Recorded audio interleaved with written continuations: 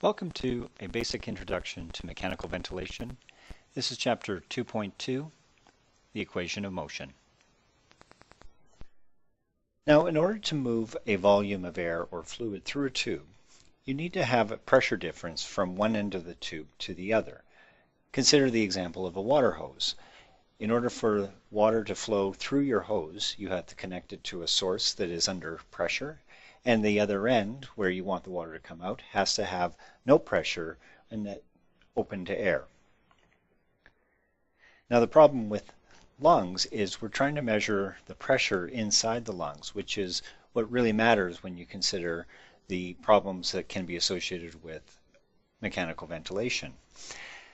But there's a series of tubes between the lungs and the atmosphere. Each of these components has its own pressure equation that we need to consider. When we measure the pressure that the ventilator is providing, we can break down the components of the pressure measured in the airway into both the airway and bronchus component and the lung component. We use the equation of motion as a way of keeping these individual components sorted out. The equation of motion sounds like a scary concept, but really it's a fairly straightforward series of additive equations that just breaks down the different determinants of airway pressure. The first part of the equation is the airway component. This is the resistance multiplied by the airflow. The contribution of resistance to airway pressure is relatively straightforward to understand. Imagine again a garden hose with water flowing through it. If you put a kink in that hose, then the pressure upstream necessarily goes up. The same thing occurs in the airway.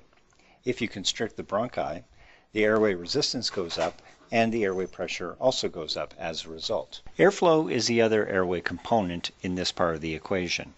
Airflow can be broken down into the amount of air to move, which is the tidal volume, and how fast you need to move it, which is the inspiratory time. This means if you want to reduce the airway pressure, you can reduce the amount of air needed to move, in other words, less tidal volume, or give it more time to move, increase the inspiratory time. The second part of the equation is the lung component. Now you'll recognize this equation, which is a variation of the equation we just finished talking about in the previous section. The two variables at play here is the volume or tidal volume and the compliance of the lungs. In the case where you have a high airway pressure, you can either decrease the volume delivered or you can increase the compliance of the lungs, which in reality is not something you can actually do unless there's something that's acutely causing the lung compliance to go down. Put it in another way though, if you suddenly decrease the lung compliance, like collapse it or wrap a band around the chest, and then try to deliver the same tidal volume, the airway pressure will go up because the effective compliance of the lungs has gone down. The final component of the airway pressure equation is the Peep. Now this is simply the pressure that we apply to the airways ourselves. In some circumstances, there can actually be leftover pressure in the airway at the end of exhalation that we're not delivering ourselves through the ventilator, and this is what we would call intrinsic Peep.